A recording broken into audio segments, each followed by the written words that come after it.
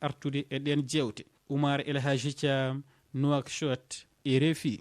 Liba yimɓe tato warama hande nder piyande konu Israel hulande hedde worgo Beirut ka tawata Iran andini nde fiyande luttata hara nde yottaka o alhaali saboto addugo caɗele nder ɗe jewte e dartinirɗe nde hare. Donald Trump hari andini wonde nanodiral sifete hande hakkunde maɓɓe Iran o horejo e konu Israel waɗali hande e yewtere e fatinde e o alhaali ɓe andini tun o wondema ɓe wari goto e horeɓe konu Hezbollah e nder ɗaye piyande maɓɓe on ko Ali Moussa mo ɓe tunmirno o warugol kununkoɓe jowo amerikinaɓe hitande ujunaje 2017. Tedduɓe kabaru men on gasi kono tan woɗɗito joni on wontide Yeysa Tulli ka taskaram men coftal balli on jarama.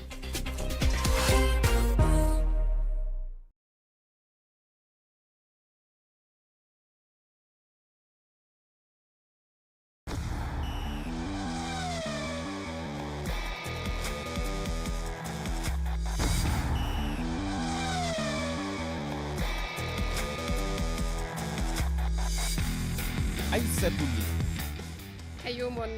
tedduɓe heeɗiɓe RFI Fulfulde yewtere coftal balli men Lobo Labajo arti e juuɗe mon. On calminama on juurama alet hande toɓɓere men ko kabaru kawgel manguel adunaru fuku koyngel fuɗɗima guila alhamisa to Mexique dowlaji dentuɗi e to Canada ma en kumpitoye ɗum e kawodire gadane ɗe yeeru hakkunde Mexique e Afrique du Sud kawodiral hanki hakkunde Brésil e Maroc e kawodire keddiɗe holno jiruɗon puɗɗode e leyɗe Afrique ɗe holko ɗamini ɗon e kawodire paaɗe eɗen mbawi wiide tan hikka leyɗe sappo africaine e tawa toon Sénégal matinodire France leyɗe keddiɗe ɗene Tunisie Cap Verne ene mbaɗi ene poti hawodirde gam hebde famamuya noon e dow ɗum fof mamen jaɓɓo yewtidiɓe men Dieynaba Sow Yoro Mangara Oumar Mamadou Sow kañumne heedani en to dewlaji dentuɗi mamin kal haala kadi caɗele visa tedduɓe ko ɗum woni toɓɓe men on mbiyama bisimilla.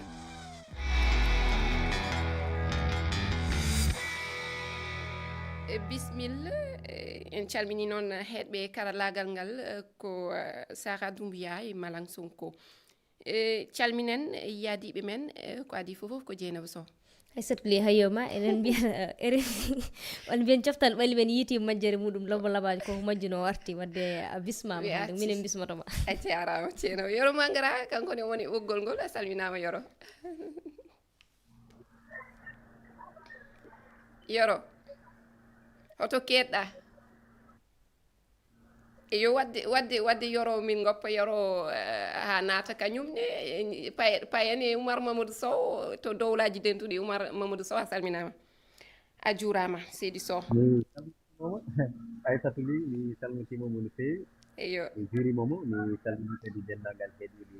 yewtere men nde weltare kay no hettotoɓe men beltori ni minen foof no min beltori e yittude e yewtere men coftal balle noon siftinde tan ko an taw wonani en toon to dowlaji dentuɗi omon waɗa toon golle payidinɗe eyo kala tan yiɗɗo humpitade kawodire baɗoje toon oɗon mbawi darde kelle men guila e Facebook ha e loowe men loowe RFI Fulfulde Oumar Mamadou Sow ene waɗa toon golle labaɗe o Yoro yettima hayyoma Yoro a salminama e jaam Aissatou bisimilla ma min calminima min juurimama min mbima bisimilla eyo a jarama Yoro Mangara ko adi fof noon en gartati kawodiral hakkunde Maroc Brésil waɗi hanki kawodiral belgal kawodiral gulgal musgal ɓaade hanki ne woodi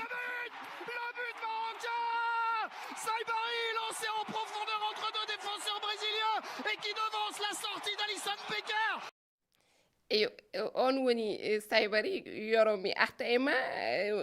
joni caggal ngal loggol walla mbiyangol loggol aranol Saybari nannani Maroc Brésil kañumne ittingol loggol ɗum ko e silmaji 32 keɗoɗen garten. Guimarães à nouveau qui sert Vinicius il rentre dans la surface de réparation, l'égalisation de Vinicius. eyo ɗum woni ko Vinicius loggol ngol o nanni Saybari kañum adi loggande Maroc ɗum koye silmaji nogas e ɗiɗi jaltuɗi ɗi noon ko noon gogo bang yo bang Oumar Mahraw en keɓinaki taw yoro an holno jiruɗa ngal kawdiral hakkunde Maroc e Brésil hanki mate aɗa ɗamini noon ni jaltuɗi hanki ne woodi goto jayniyanke mo RFI fulfulde namdiɗo kam hakkunde Maroc e Brésil mbimomi hande o so Maroc wawa Brésil wawa ɗum hollirta tan ko football Afrique nen yaara yeeso yimɓeɓe oto ɓe jejjit duuɓi ɗiɗi caggal ɓe pettiti ko cehilagol wonno kono ko Maroc fino ɗum Maroc hande o saɗa wiya football e aduna o ko ma mbaɗamo tan e sa daari ko wiyete ko classement FIFA woni ko ɓe mbiyata ko équipe aji ɓurɗi moƴƴude ɗi Maroc hande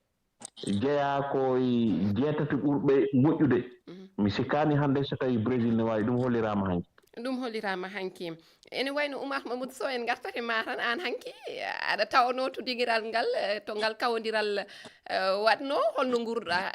kawdiral hakkunde Maroc e Brésil eyyi tatu ko adi fof en gandi ko kawral ganduɗa no fadino no feewi hakkude Maroc ɓe ganduɗa ene wiye ni ko kamɓe goni Brésil nat Afrique kamɓe noon kawruno e Brésil gongo o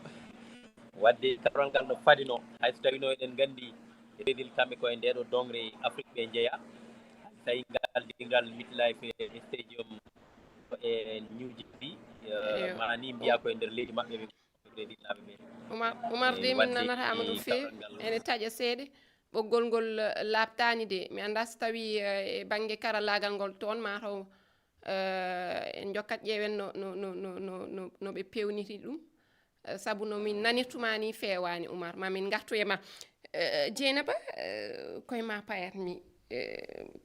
Mariem ngal kawdiral aɗa fadno hande Brésil walla mbiyen Maroc tolno do e Brésil sabu ene mbawi wiide Maroc kam meeɗa hebde desewal kawguel ma nguel adunaru Brésil kañum heeɓi ɗum laaɓi mbiɗa sikki ko laaɓi 5 mate ɗum aɗa ɗaminino ɗum aɗa fadno ɗum andi Aissata fukkoyngel wona tarih wona histoire fukkoyngel ko saha so yonti tan moni kala koye saha muɗum Brésil inde nde nen ɗon ko kañum ɓuuri jogade deso foof kono Brésil on ɗon ɗum woni ko heɗiyanke men wi hawaji allo o wi Brésil natti wonde ko wonno sa ƴeewi hikka exemple Italie arani wadde football wona tan histoire walla on goɗɗum football ko saha e yonta min amin mbaɗano ɗo enne taw yarude Oumar émission kala min garta e guɓɓal nde min garno e ngal ɗo guɓɓal nde gonnomi koye wiide Maroc kay wonani ɓenna walla ɓenta wiite ko place gadiɗo hakkude muɗum e Brésil poɗodiral ngal ɗon woni ɗon te sikku ɗum ɗon woni ko holti hanke Maroc holti hoore mum ha tengti e hojomaji nogas gadiɗi ha yi 50 ko Maroc tan Brésil yiyani haydara ko nde ɓe gartinde ɗum fuɗɗi yerodirde seeɗa kono en jii Maroc holliri hoore muɗum e ɗum kadi Maroc wona kipputo koso sa ƴeewi koɓe jeehi final coupe d'Afrique kamɓe goni kippu Afrique meɗɗo yaade e demi final coupe du monde ɗum ɗon foof nen ɗon wadde Maroc wona kipputo koso hayso woni hanki ɓe kolliri ɗum hakkude mabɓe Brésil kono noon kadi hono jejjite wona Maroc darigol ɗon dargol Brésil moƴƴani e oɗo sahani en hoto yimɓe jaggu tan mbiya Maroc ne jawa wiide ahan kadi kay gasi dari gonga ni Maroc ne dari kono hoto jejjite Brésil wona Brésil mo wonno Brésil hanki mata ko Vinicius tan darino toon seeɗa kono heddiɓe fof gonno koye mahñadarane e kooce en dutora Oumar Mamadou Sow ɓoggol ngol mataw laaɓti wonko puɗɗinoɗa yewtande en e banggue Maroc walla mbiyen Brésil naaɓe Afrique mbiɗa mi anda so tawi joni alhaji o laaɓi walla eyi ene ɗum ɗina eroɗen tan jokken ƴeewen so tawi ma laaɓtu saabu ene kuppa seeɗa eyi mbimi hanki kawral ngal si ari ɗo e ngal dingal MetLife stadium ngal ñuɗi tikkatani nder Brésil gonɗa ko eɗen gandi leydi maɓɓe koye nder ndeɗo dongre tawa wadde ɗo yimɓe kono kadi Maroc naɓe ɓe keewi ɗo eɓe tawe kadi e ha joni ummiɓe leyɗe goɗɗe garɗe ɗum waɗi hanki ngal ko heewi ko fof ɗuɗɗode kawral ngal yimɓeɓe ina joguino jaar wonde Maroc darno koyɗe tigui ewon yano watno kawral ngal nde fuɗɗi nde en jii ko Maroc ni ɓurno darnude koyɗe ha ɗum wufti maɓɓe ko ganduɗa ɓe mbaɗi ɗum Ismaïla Sarr mbaɗi waɗi ɗum maji nogas go wadde ɗum hollita tan kono yeero wirinani ni ene jeynama wiiri joni kersa hanti natti e ɗo tawi yimɓe fof kam ko alda e ɓentere jottorino woni Maroc jogorani hamƴude guite hakkude muɗum e nde tawno jeynaba haali ɗum joni ko kamɓe woni kiɗɗum goto Afrique jottiɗo ɗiɗaɓal timmode e ɓe jagrana ko ɓuri ɗum waɗɗude noon Oumar Mamadou Sow yoro wonko jeenaba haali ɗo joni kanko mo ɗaminino o wi hankadi so woodi jettoyiɗo ha timmode wonata ko Maroc mataw e Brésil kam ko holliri kawdiral muɗum hakkude Maroc natti wonde ko wonno kono an mate Maroc kam aɗa ɗamini ko sakkiti ko kawgel mangel adunaru sakkitini ɓe jeehi ha ɗiɗaɓal timmal mate aɗa ɗamini ɓe cuuta desawal ngal lawol aronol muɗum Afrique heɓa desawal kawgel mangel adunaru eɗen mbawi ɗaminade ɗum mi suusa yettade toon taw ɓaade heddiɓe miyani argent ne woodi hay sinno ɓe cuutani kam taweɗen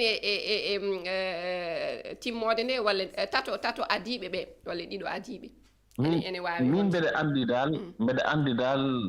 demi final aɓe mbawi toon yettade ɓaade yimɓeɓe saɓe daari Maroc ɓe daara tan ko inde nde ko Maroc ko leydi Afrique mais ay o Maroc garɗo coupe du monde e garnoɗo coupe d'Afrique mi jiidani elto wona gotum ɓe ɓeydi fettoɓe ɓe ganduɗa ɓe galano ɗum sa daari hanke mbiyaɗo kañum ɓuuri forde e match o ɓurɗo tiɗnude ko ɓuri wadde ko yooɗi ayi Boadi alano ɗo o heeɓi ko duuɓi 17 woni ko lel hay goto sikkanoma o jabni arde joude Maroc sa daari heddiɓe ɓe hay natɓe ɓe deuxiéme mi-temps ko sukaɓe ɓe ganduɗa ko mi jogina ko caggal leydi hande Maroc ne jogui ko ganduɗa ne wawi yettade demi final ɗum hay goto o wawa wiide wawon aɓe mbawi ni yaade to ɓuuri ɗon min mbeɗa nangi ɗeɗe ɗiɗi ɗiɗo ko Oumar Guissé wi ko hankadi Sénégal e Maroc jokku aɓe mbawi yettade final so tawi tan ɓe mbaɗi koye poti ko wadde aɓe mbawi yettade final hande Afrique ala fof mo foti hulde e ko fayi fuko kengel Oumar noon mbeɗe faami ɗum mbeɗa andi ko Donald Trump ɗiɗi ligne ɗum tawi hay goto nannotama wallay Oumar o leeri toon de waaw mamin gartu e ma ha joni sen gummimi haala Maroc en payat kawdiral gongal bangal ñande uddital kawgel ngel woni hakkunde Afrique du Sud et Mexique keɗoɗen garten. Le Mexique qui récupère, va y avoir une frappe et le but et l'ouverture du score. Le premier but de cette Coupe du Monde, il est pour le Mexique à domicile. C'est Julián Quiñones qui ouvre le compteur de sa sélection. Eyo ɗum noon firti tan ko Afrique du Sud kam koko foola loggi ɗiɗi Mexique loggi e dande muɗum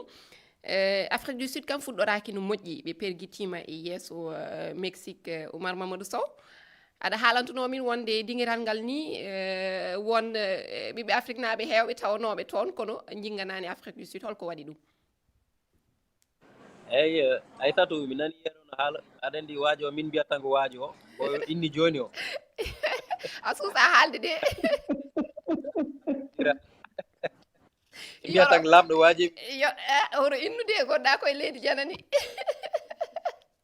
yiɗi tongude amen ga joni Aissatou artude kawral ngal eɗen gandi kam Afrique du Sud hakkude muɗum e Mexique gotiri e ganduɗa ko juɓɓiɗo polotir ngo yimɓe fof no ganduno ko yaɓata ɓe darni koyɗe kono yano artuno kam ɓe poolama kamɓe Afrique du Sud naaɓe ɓe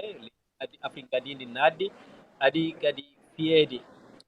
hewɓe mbi noon helmet anglais remake koko wanno wattinde tawno ko kamɓe kadi udditno polotir ngo Afrique du Sud yuɓɓinno e nder leydi mumen hitande ujunɗe ɗiɗi sappo 2010 wonno kono ko kalɗaɗo fof kadi teskama no fewi wonde ɓeɓe ganduɗa ko leyɗe wano Nigéria e wone leyɗe goɗɗe ha tengti noon e Nigéria gari ɗuuɗaki hen mofƴaki hen wambude eɓe jinggana ha joni leydi Mexique ɗum noon sa eɗen gandi e balɗe jawtuɗe ɗe dépôt ji ine mbaɗa e Johannesburg ha e wone guuri Afrique du Sud gam Afrique du Sud naaɓe ɓe wiiɗi yo ɓen jaltu Nigéria naaɓe leñam mago ene teska toon ɗeɗe ñalaɗe ɗum ko noon e kabruji laabi kamɓe ɓe mbaɗi haɓɓen ɗi woni leyɗe goɗɗe ni wona tan Nigéria naaɓe ɓe ɓe ganduɗa ene kedno caggal ɓe ko Omar ha joni mbeɗa yafno heeɗiɓe ɓe saabu nomin nanirtuma ni labtani woroto humpidde tan woni oɗo saaha koto dingiral mbeɗa sikki to Philadelphie aɗa fada kawodiral hakkude Côte d'Ivoire e Équateur mamin garto e ma Yoro Afrique du Sud Mexique Afrique du Sud holko woni ngakkene mum holko haɗi ɗum hawde Mexique fuɗɗoraki no moƴƴi ndi reyti aɗa andi Afrique du Sud sa ndaari e ɗiɗo dumunaaji gila Coupe d'Afrique oɗo ɓennude Côte d'Ivoire ha jooni doole maɓɓe ko ɓe gussiɓe Mamelodi Sundowns hannde o sa ndaari équipe o nden ko kamɓe tan gonno heen kono jooni sa yi no ɓe pettirtoni hakkunde maɓɓe Mexique ɓe nanni heen fettoɓe hewɓe ɓe ngannduɗaa koɓe Orlando Pirates ɓaade Orlando Pirates ƴetti hikka championnat Afrique du Sud Abdesalam Wadou ɓi Maroc woni eltowo équipe maɓɓe doole mum ussimo goo ɗiɗi ɓe ngalaa pettowo mawɗo kamɓe fof maɓɓe ko équipe o yo tiit yoɓe nganndodir hakkunde maɓɓe ɓe pettonoɓe mbaawi fittirde kono hannde so tawii équipe o alaa pettowo mawɗo haa gayni ko wiyetee ko collectif o marsani ɗum addi ɓe piya hakkunde maɓɓe Mexique entraîneur maɓɓe woni ko wii ko noon no muusini ɓaade o wii eyi ɓaade o wii Mexique kamɓe ɓe ngowani fettide équipe aji porɗiɗi mbaɗi no Mexique ni wayi nden kono Afrique ni ala équipe moƴƴo ala équipe moƴƴo maɓe garto e ɗum Yoro ngal siftinde ngal diɗɗal ni heeɓi carte ɗiɗi boɗeji mataw ɗum Dieynaba ma wonan caɗele keppugu mate ma waw immitade ha yawta dawal gadanal ngal mate ɗum aɗa ɗamini ɗum Dieynaba ni mbeɗa hulani mi haalini ɗum ɗo ñan heen mbeɗa hulani Afrique du Sud jeeyede leyɗele Afrique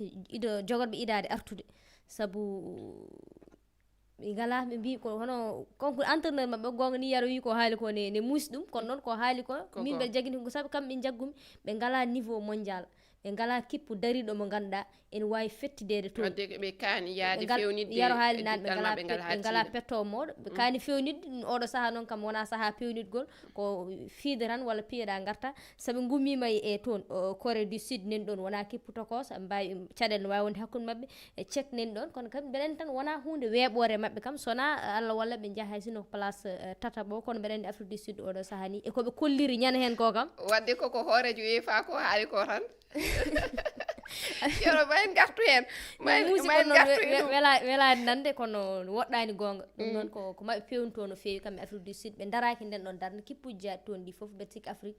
du Sud jeeya kadi ɓurɓe hen hewde caɗele hono Omar wi nani caɗele hay bandiraɓe mabɓe jinggananiɓe woni Afrique naaɓe bandiraɓe foof caɗele ne yurmini kay ne yurmini kono ɗum foof saabi ɗum ko leñammago kawdiral gongal hande mi haali ɗum wonata koye yamɗe nogasi tati hakkude Côte d'Ivoire e Équateur ko toon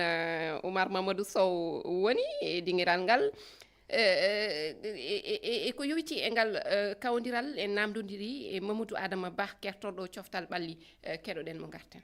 baw ko équipe Côte d'Ivoire koto banggue vivacité mabɓe saabu en jiiɓe e Coupe d'Afrique ɓennuɗo o lewru janvier toon to Maroc équipe Côte d'Ivoire ko équipe waɗowo projeté ko ɓuuri yawde en attaque e tuma nde ɓe récupéri ballon o foof a yiyat ko wayno Guessa en Amadou Diallo en automatiquement e nder 2-3 mètres accélération mabɓe ne yaawi jaawendi ɗi e vivacité o donc ɗum ɗon ene jeeyawi tigui e mbawa ko mabɓe probléme goto to banggue adversaire mabɓe Équateur eɓe jogui e o saaha joni défense ɓurɗo darade e nder coupe du monde o William Pacho gonɗo Paris Saint-Germain ɗen gandi ko kanko woni o saaha joni meilleur défenseur Amérique du Sud axe mabɓe central ne tiiɗi no feewi ko yimɓe ɓe ganduɗa ɓennudeɓe musat no feewi mi wiyani ɓe marquetaki kono marquedeɓe mbi musat no feewi Équateur naɓe ɓe no africain ji ɗi jourata ni à peu près ko hono noɓe jourata to banggue vivacité to banggue physique o to banggue pression foof ene ɗiɓi nandude eno équipe ji Afrique équipe aji Afrique ɗi jourata ni Côte d'Ivoire ko challenger mawɗo ɓe jogui kadi ko nanduɗo e mabɓe seeɗa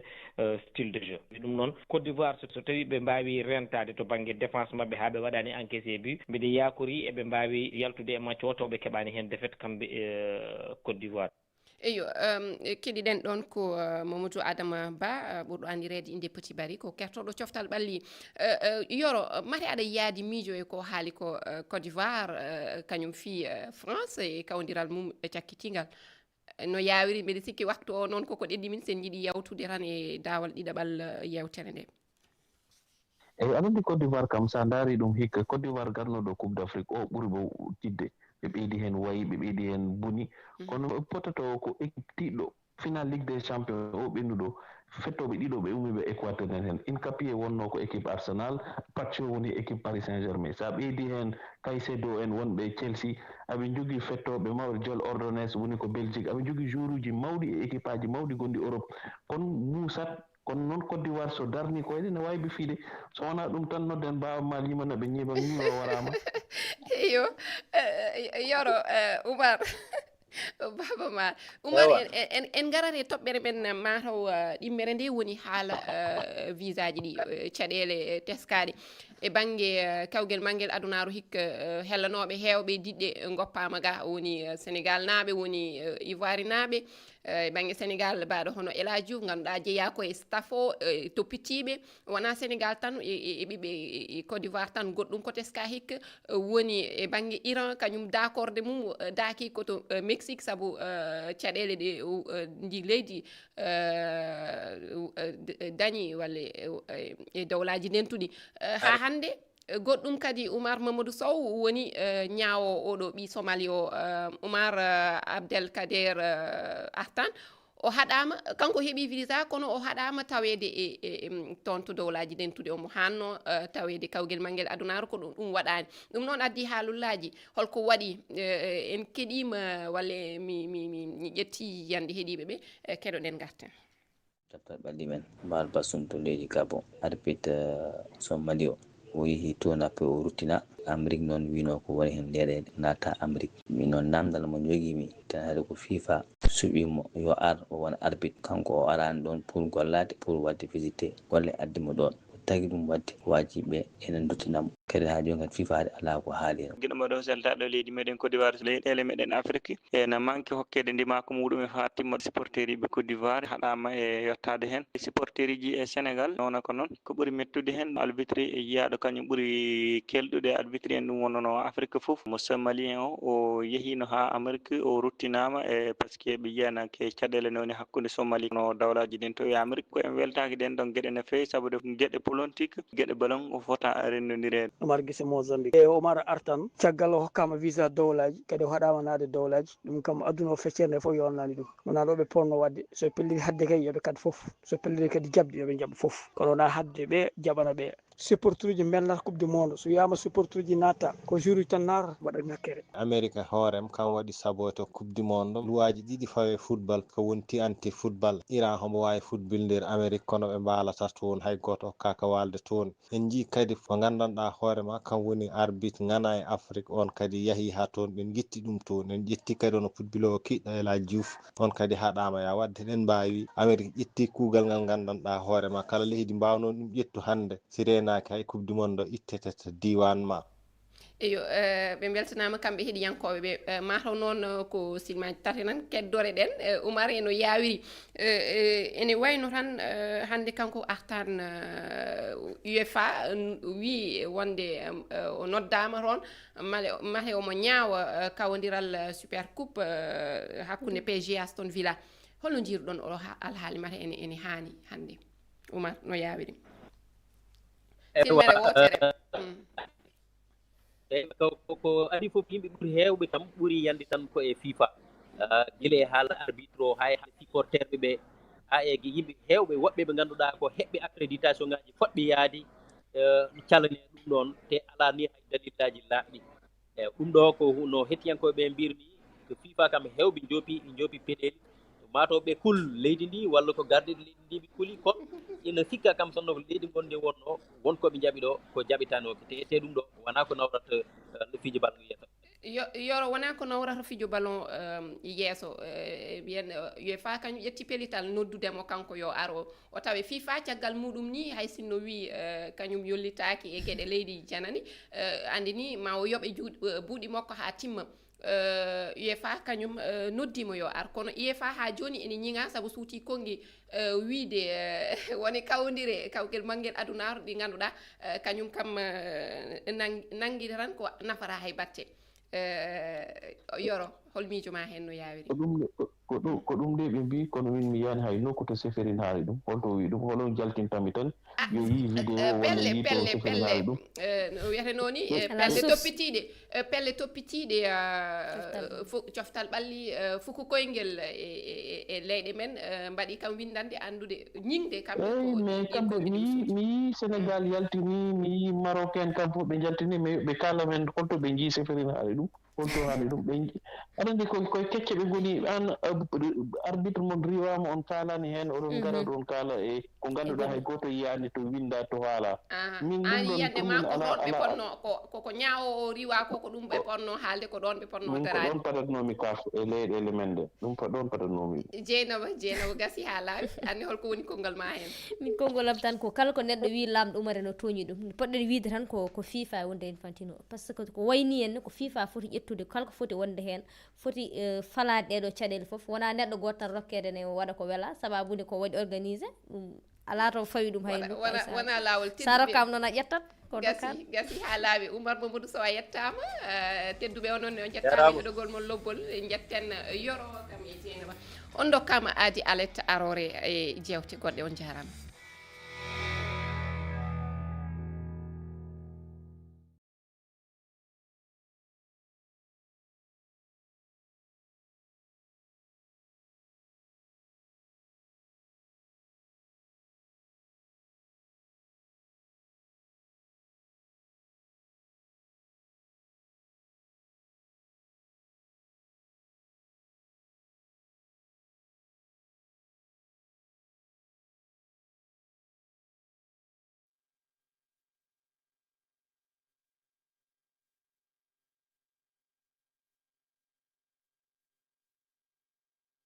Je n'entends pas. Bon.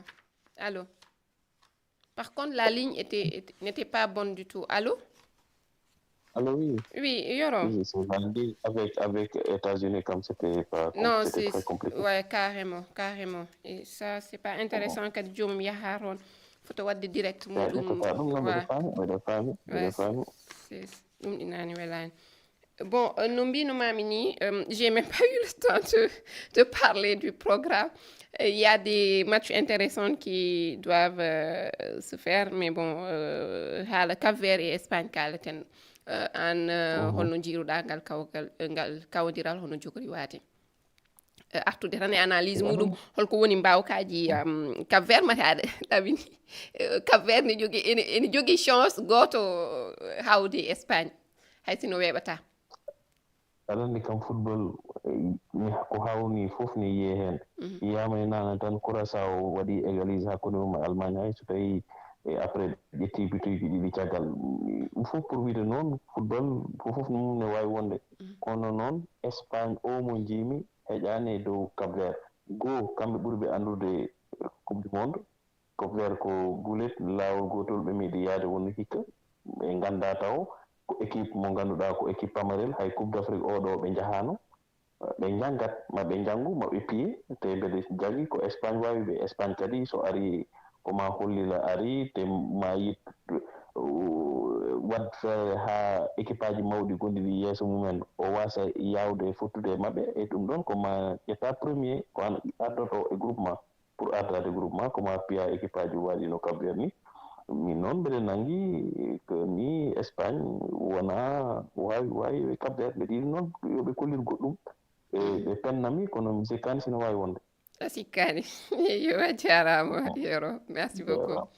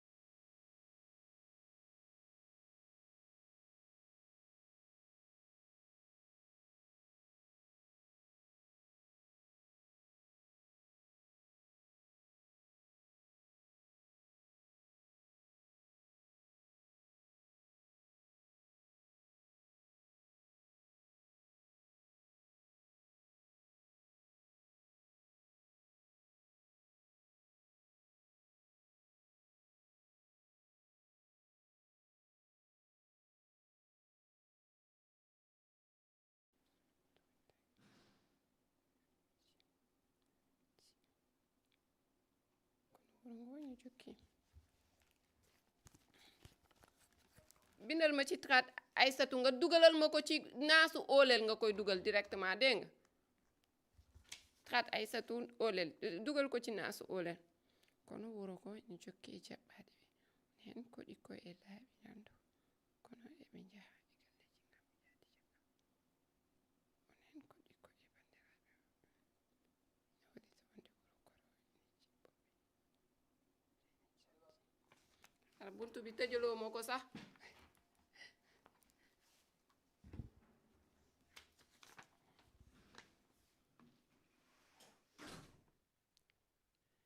gargol gargol ɓe dow moliɓe hesɓe to koro ko caɗele tigi nde tawno wuro ngo ina ɓitti hay suudu woturu heddaki kono wuro ngo ina jokki e jaɓɓaɗe ɓe won hen koɗi koye laawi won hen koɗi koye laawi rendo kono eɓe njaha e galleji ngam yaade caggal wuro won hen koɗi ko e bandiraɓe maɓɓe ɗum fof ina hollita wonde wuro koro ina jaɓɓoɓe hayso ina satti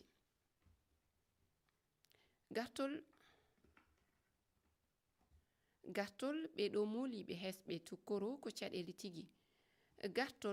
ɗo moliɓe hesɓe tukkoro ko caɗele tigi nde tawno wuro ngo ina ɓitti hay suudu woturu heddaki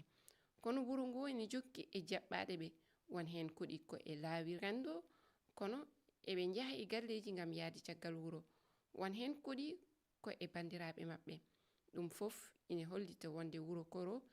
ina jaɓɓoɓe hayso ina satti